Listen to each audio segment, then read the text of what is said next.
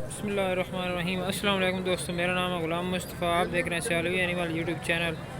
आज हम मौजूद हैं लाख मोड़ शहर में। दिखाते हैं आपको बहुत खूबसूरत बकरी पालन पाठ है माशाल्लाह।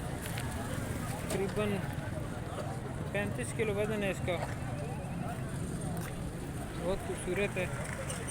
धुंधी या खीरी है हमारा धुंधी। बहुत दांत है मुँह से। आपको दांत भी दिखाते हैं। नहीं ढूंढी है।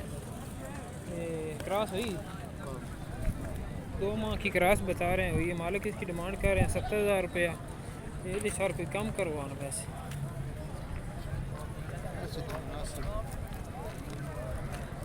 50,000 भी नहीं हो सकता। कितने तक हो जानी फाइनल?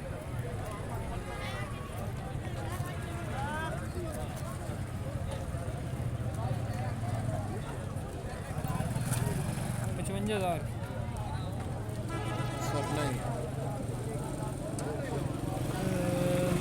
डिमांड 70,000 कर रहे हैं, 55,000 पर भी नहीं आ रहा। तकरीबन ये आपको 60-65,000 में मिल जाएगी। क्या तो ये ठीक है। क्या वीडियो अच्छा नहीं कौन